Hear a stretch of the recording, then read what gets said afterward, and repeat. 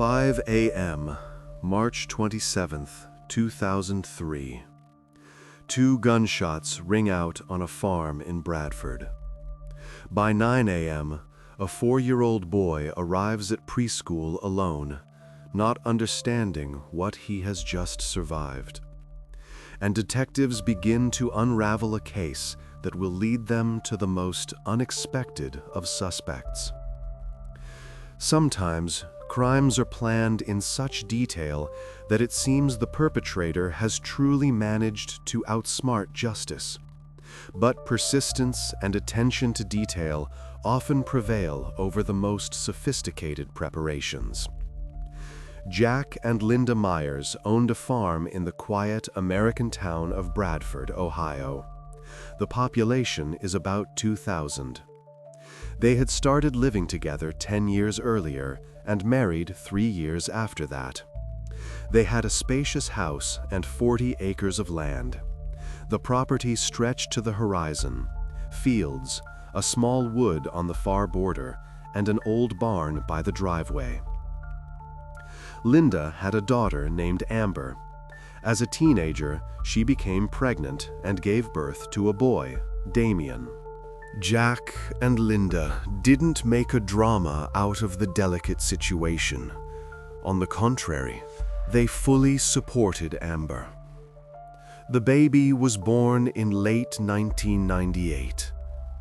The couple immediately took on the primary care of their grandson, provided him with everything he needed, and eventually began raising him as their own son. They set up a nursery on the second floor, by a window overlooking the apple orchard.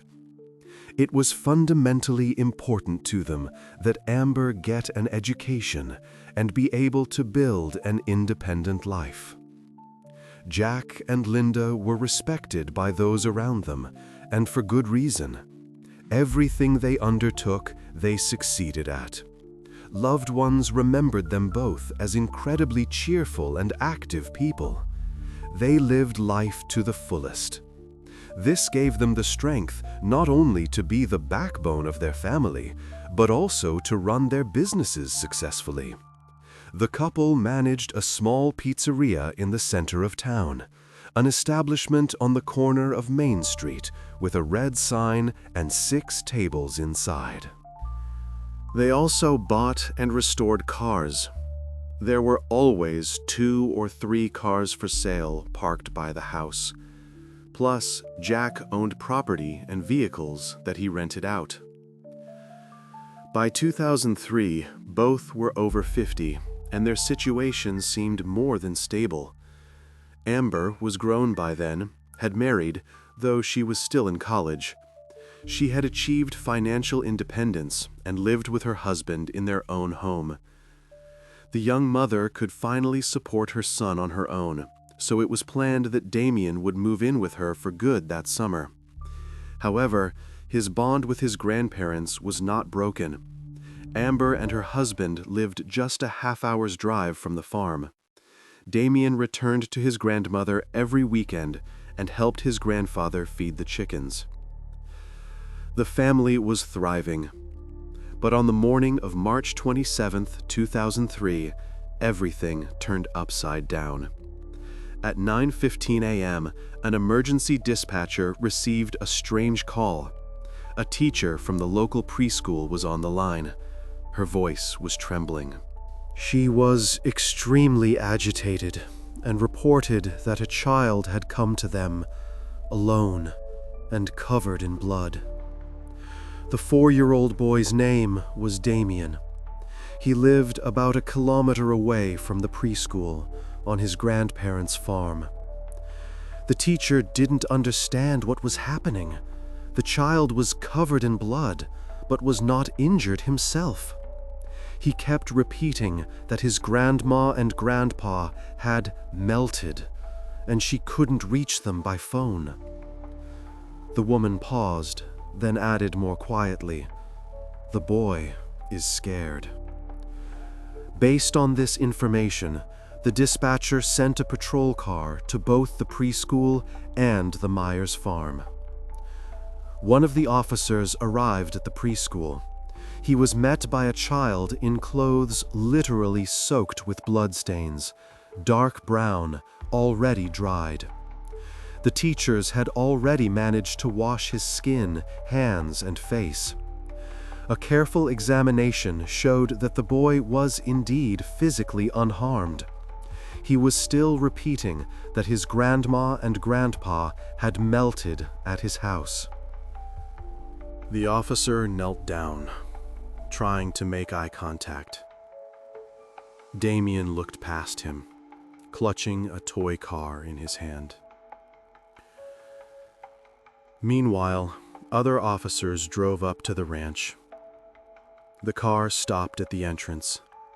The gravel crunched loudly under the tires in the morning silence. They immediately noticed that the front door was wide open. The wind blew through the entryway, rustling a curtain.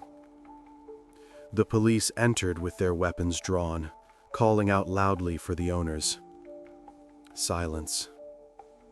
Only a floorboard creaked somewhere. They passed through the living room. An unfinished cup of coffee sat on the coffee table, then headed to the couple's bedroom. There, on the bed, lay Jack and Linda, showing no signs of life. The bodies were covered in blood. The bedding was soaked through, dark stains spreading to the edges of the mattress. Blood was trickling from Jack's mouth and nose. The man had a gunshot wound to the back of the head, a neat entry wound, with the exit wound barely visible due to how he was lying. The amount of blood left no doubt. It was too late to help. Jack had lost too much. Both bodies were cold. One of the officers touched Linda's wrist. There was no pulse. Her skin was waxy. The police realized the victims had been dead for a long time. The medical examiner would later establish the time of death as around 5 in the morning. More than 4 hours had passed between the gunshots and the patrol's arrival. The officers continued their search, checking every room. They moved slowly, weapons at the ready. In the bathroom, a faucet was not fully closed, dripping steadily. In the kitchen, a dirty frying pan in the sink, an empty pot on the stove. It was determined that no one else was in the house. It became clear the dangerous shooter who had killed the couple was at large. Judging by the position of the bodies, the attack occurred in their sleep. Both were shot at point-blank range, one after the other. 51-year-old Jack didn't even have time to move. He was lying on his back, his right arm thrown over his head, a posture of complete relaxation. He was likely killed first. 55-year-old Linda had apparently heard the noise and perhaps tried to get up.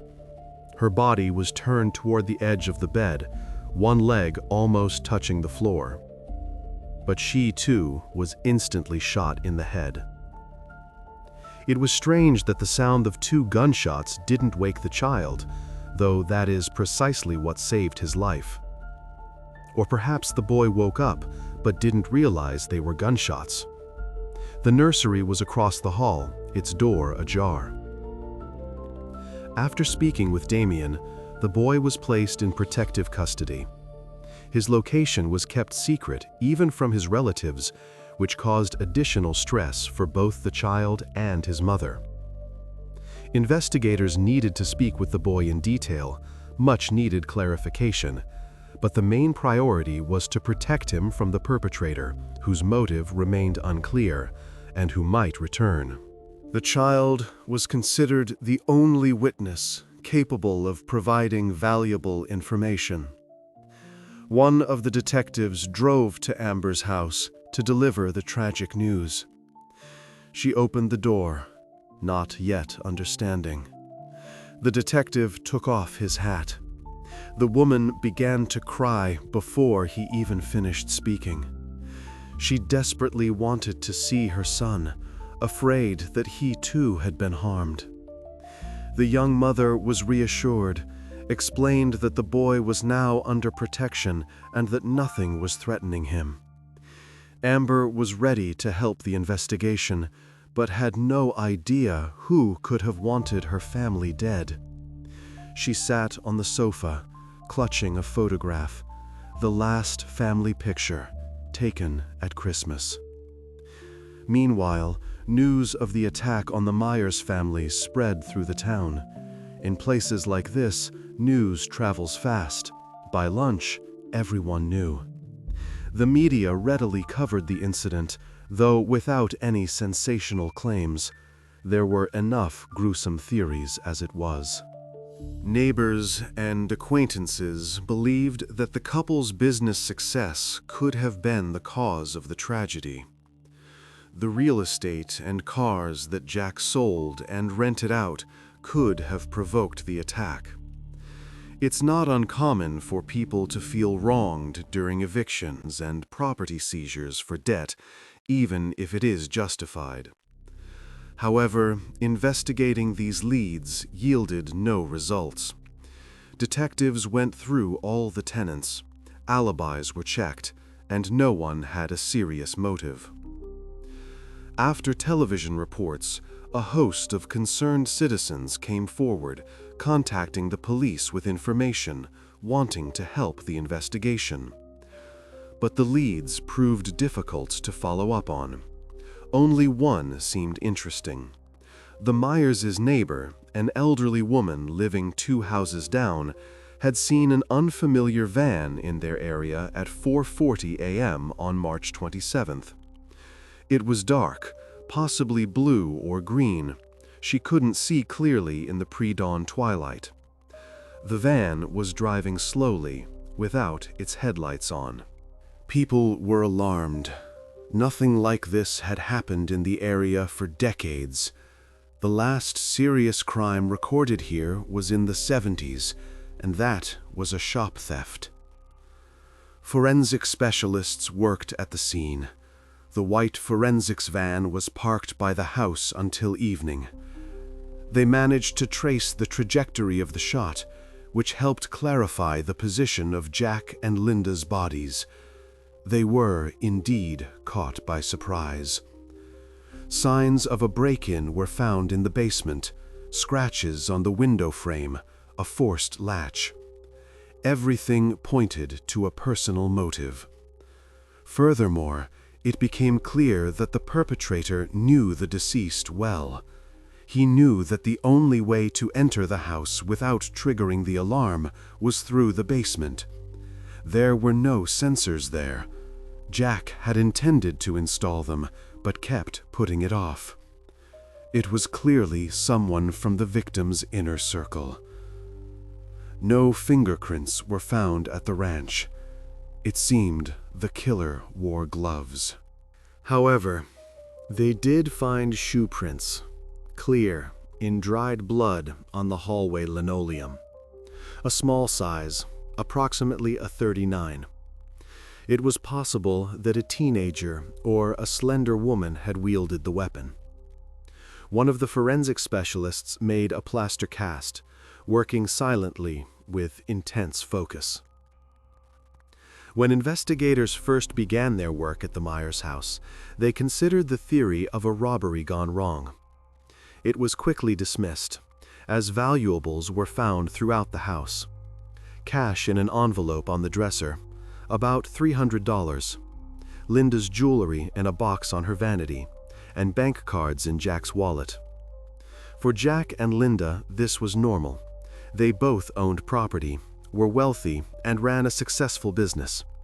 They had no financial difficulties.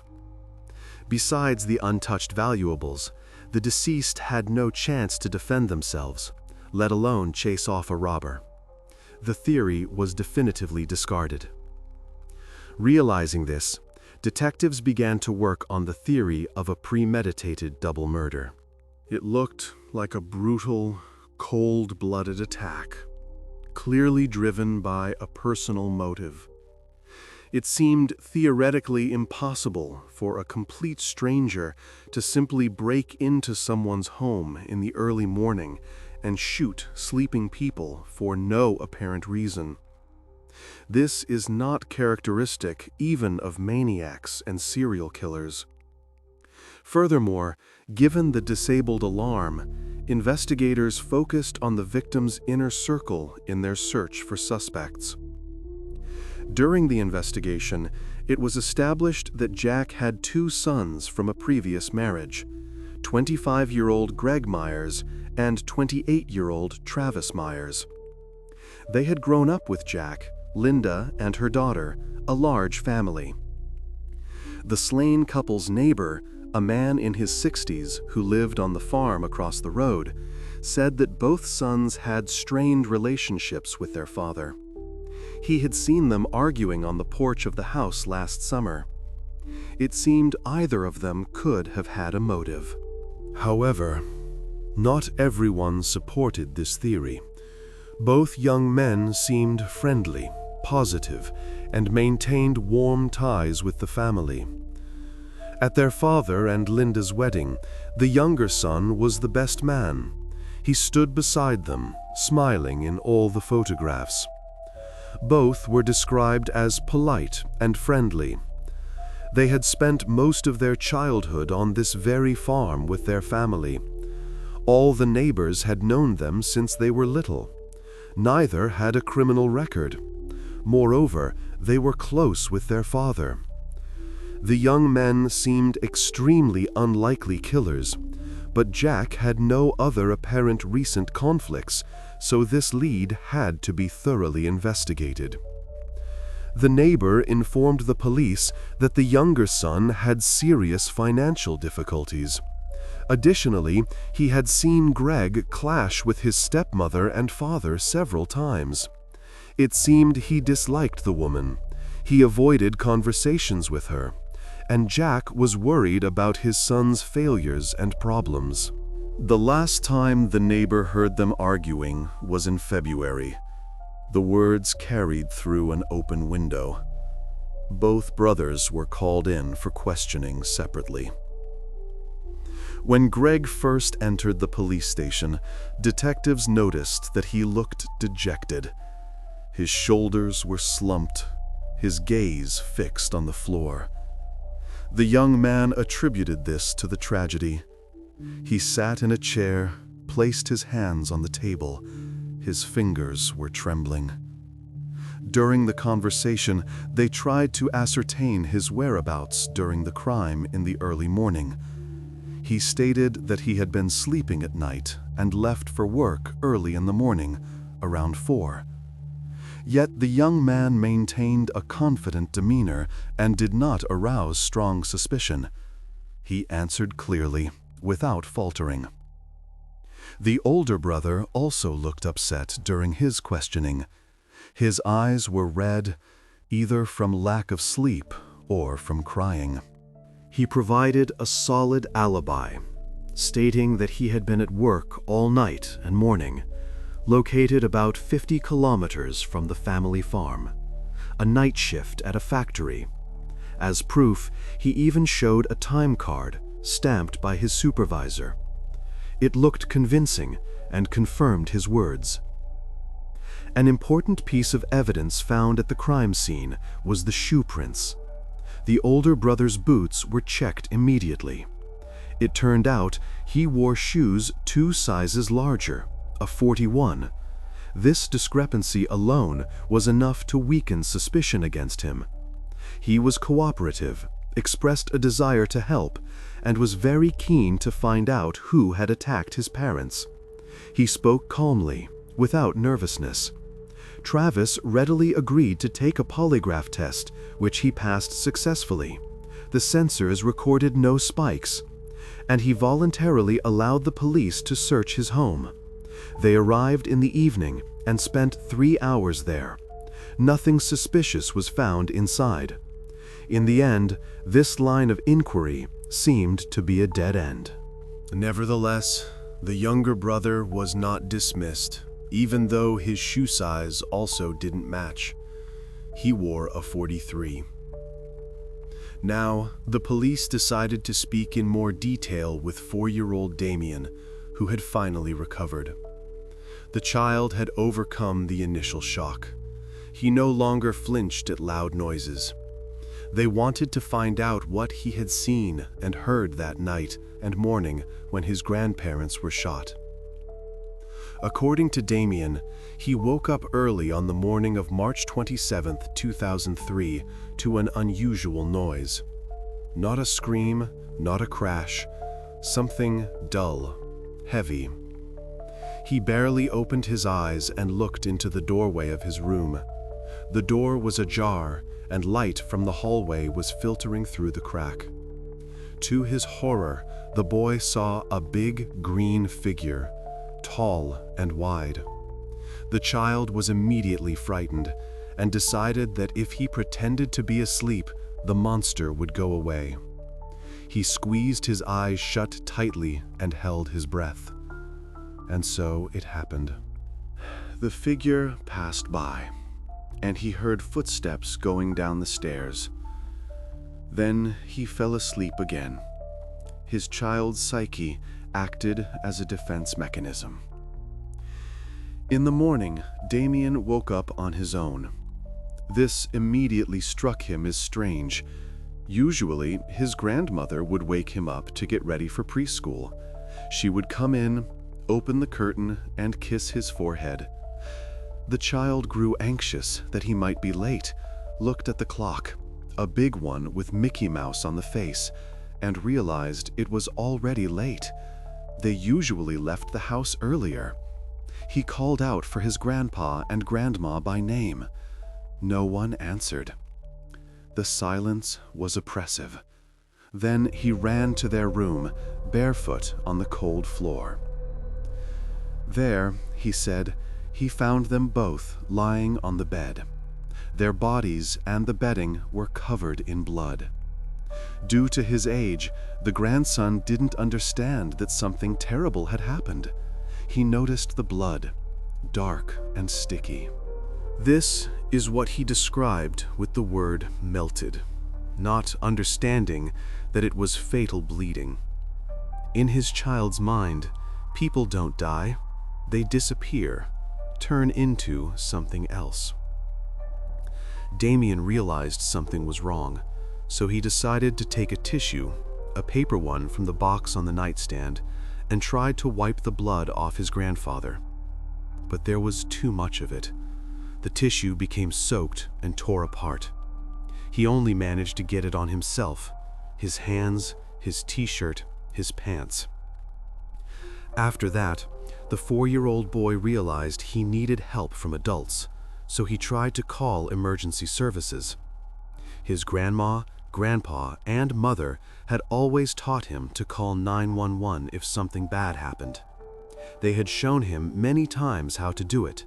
Dial the 3 numbers, wait for an answer. Now it was supposed to help the child.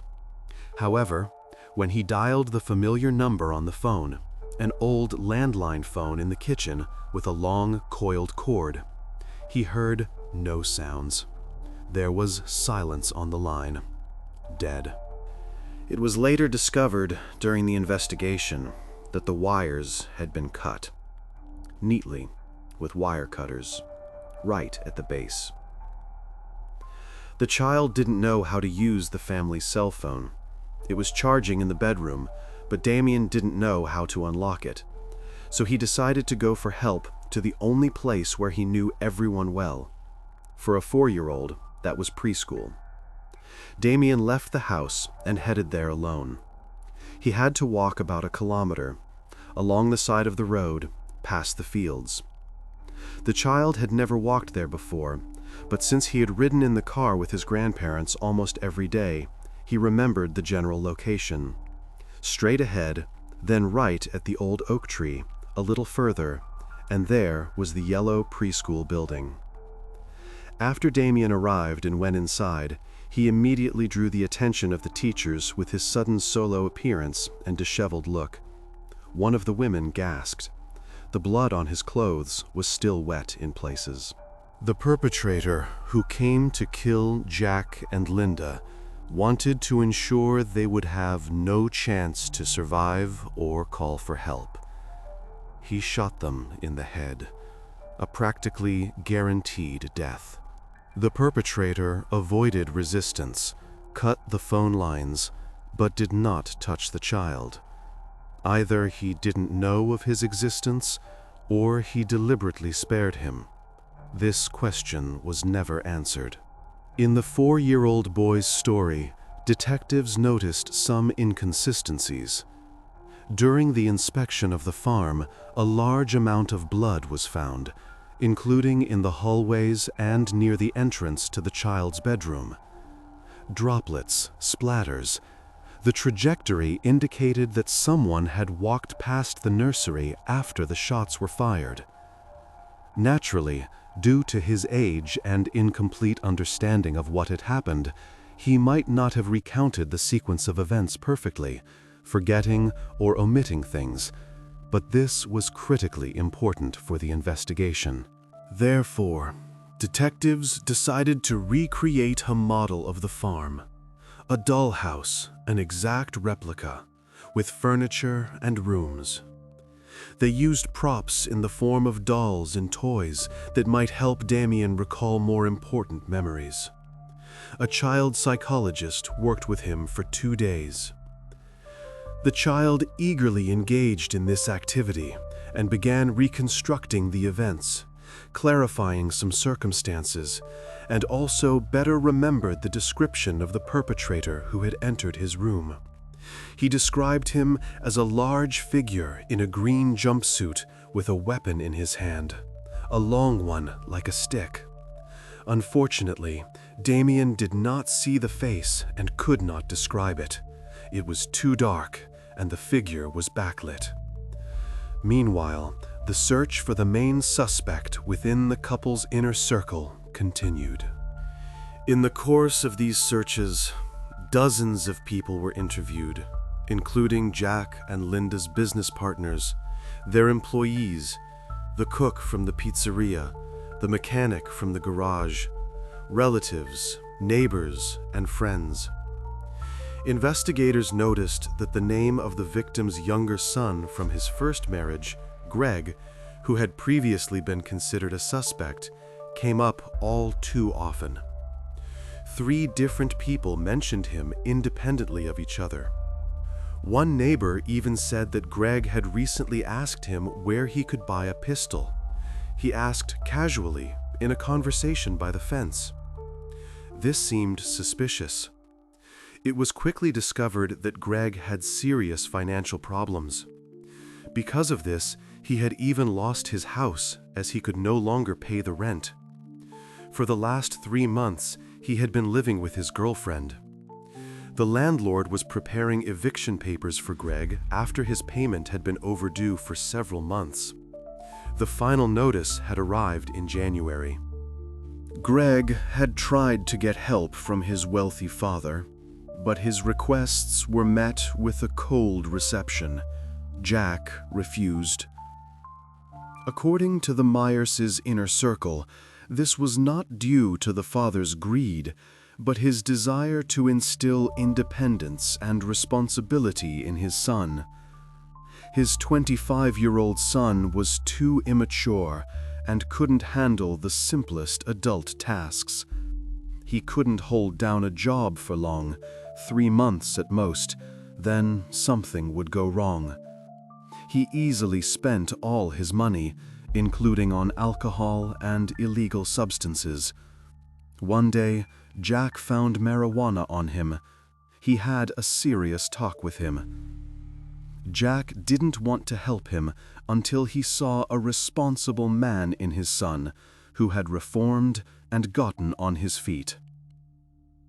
It was obvious to everyone that Greg would not be able to solve his financial difficulties quickly, while his parents had no money problems. A financial motive for the crime was suspected. It might seem strange that no money was taken from the slain couple's house, But that wasn't the killer's main goal. He would have received what was in the house as part of his father's inheritance anyway. His primary interest was the house itself, the farm, the land, the business. In any case, more evidence was needed to link the suspect to the crime. They began searching for items missing from the crime scene. The primary interest was the 12-gauge shotgun that was the murder weapon. Interestingly, the Meyers family had never owned a weapon of that caliber. Jack kept a .22 caliber rifle for hunting, but it was hanging in its place, untouched. The police became interested in Greg, so they decided to calculate the distance he drove from his home to work on that fateful day. They took a map and plotted the route. It turned out his parents' farm was directly on his way, a detour of literally 3 minutes off the main road. His girlfriend confirmed that he had left home around 4 in the morning. She woke up when the door slammed. She looked at the clock. 3:58. The reconstructed timeline showed that the young man could easily have stopped by his father's house on the way, shot him and his stepmother, and still made it to work on time. The time card showed he clocked in at 5:47, but he clearly didn't have time to make an extra trip somewhere to dispose of evidence. According to the time card, he could have had only a small window of time, an hour at most, and he could have used a place located along his route. He couldn't have strayed far from his path. After about a week of carefully analyzing all possible routes, detectives turned their attention to the Steel Creek River, located about 5 kilometers from the farm. It was right on the path Greg would have taken after committing the double murder. The bridge over the river was old, wooden, and creaky. The shallow river didn't seem like a good place to get rid of evidence, as the water here was too calm and not deep. The current was slow and the bottom was visible. Despite this, they decided to check the area. Divers went in the morning. To the great surprise of the investigators, they found a 12-gauge shotgun in the shallow water directly under the bridge span. It was lying on the bottom, partially covered in silt. Further ballistics analysis confirmed that the shot was, with high probability, fired from this weapon. The micro-scratches on the pellets matched. It was difficult to be more precise, as the shell casings could not be found. The perpetrator had taken them from the crime scene. He had collected them neatly, not missing a single one. Additionally, the serial number on the metal surface had been filed off, which caused further difficulties, as identifying the owner became more challenging. The number was ground down with a file, deeply. However, restoring the number did not require extraordinary effort. Forensic specialists used acid etching, a method that reveals the deep traces of stamped numbers. The data was recovered in 2 days, and a check of the database allowed them to trace the shotgun's former owner. It turned out that the shotgun had been sold by its previous owner just a few days before the tragedy with the Meyers family. March 23rd, 4 days before the murder. The police went to the home where the couple who had previously owned the weapon lived, a small cottage on the outskirts with a porch. The woman who made the sale stated without hesitation that she knew who bought it. She had even written down his name and details on a notepad, an old-fashioned habit to record everything. When the woman showed it to the police, it read, Greg Meyers, who was the main suspect in the case.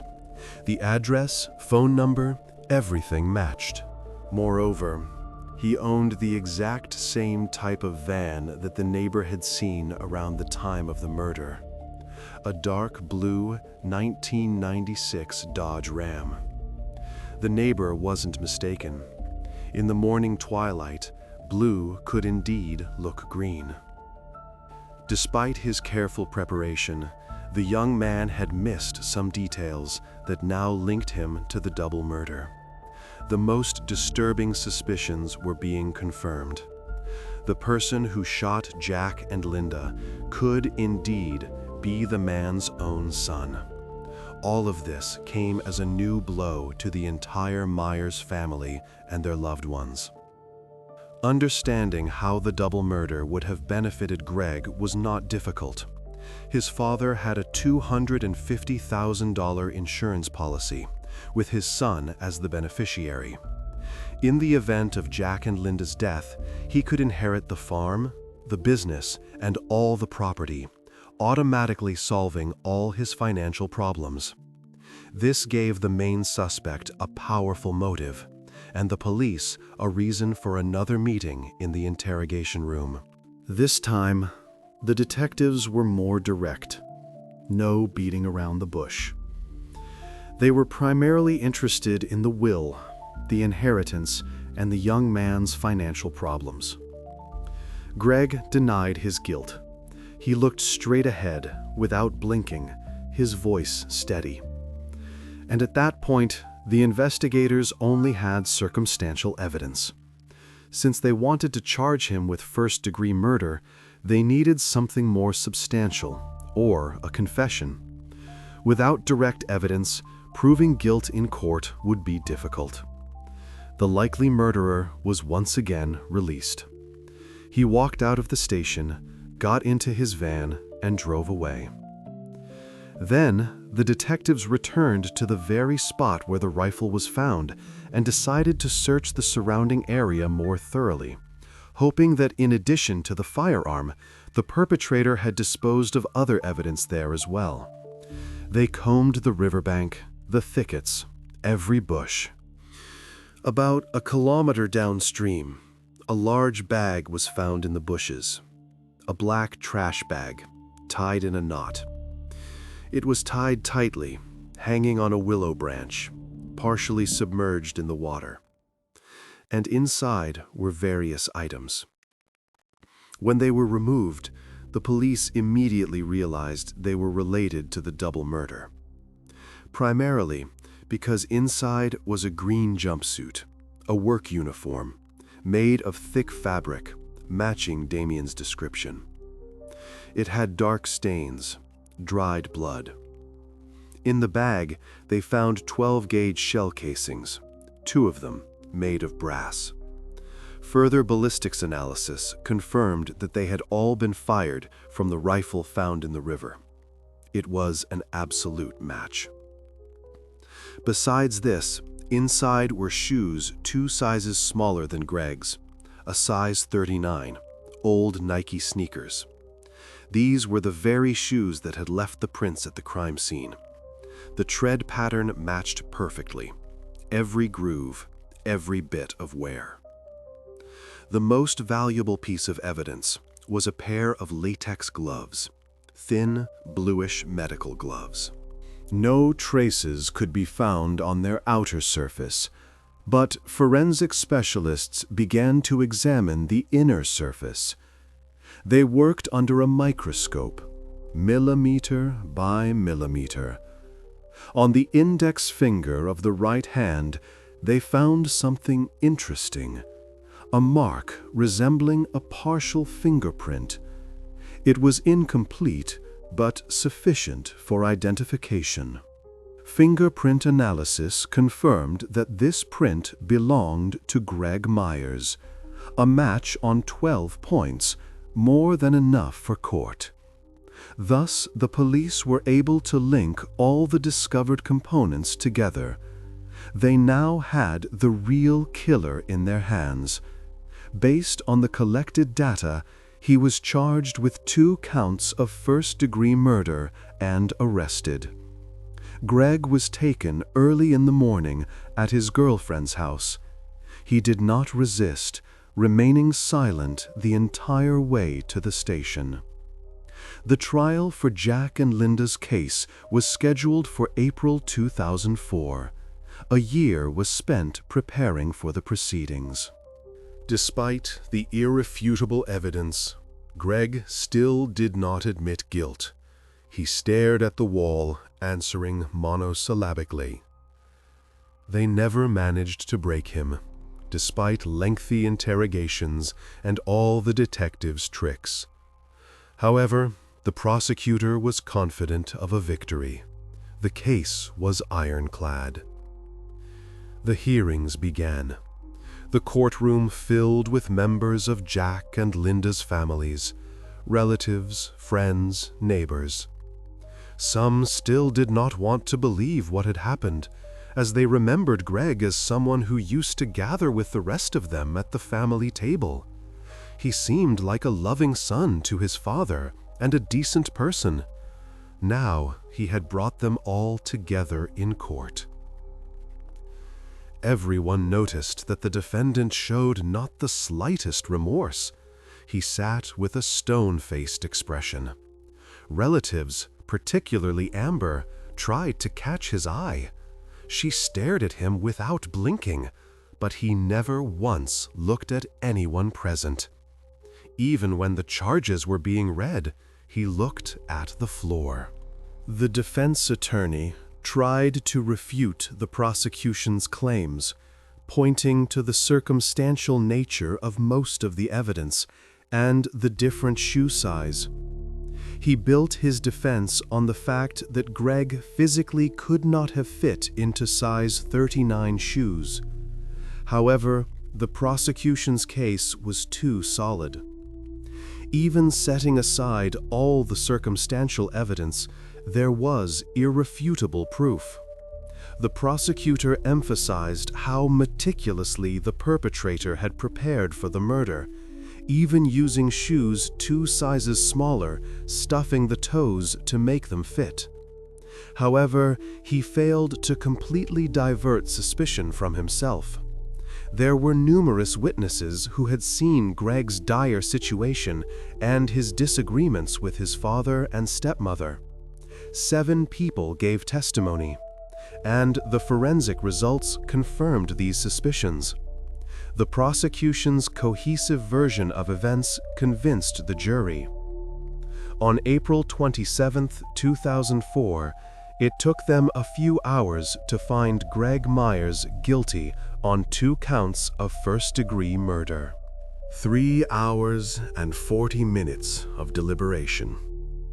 The court sentenced the perpetrator to 2 consecutive life sentences without the possibility of parole. As the verdict was read, the courtroom was silent. Interestingly, even after this, some members of the Meyers family refused to believe that he could have done it. They thought someone had framed him. The evidence was too convenient. Everything was found too quickly. Greg is still behind bars. His lawyer filed several appeals, but all were denied. The last one was in 2012.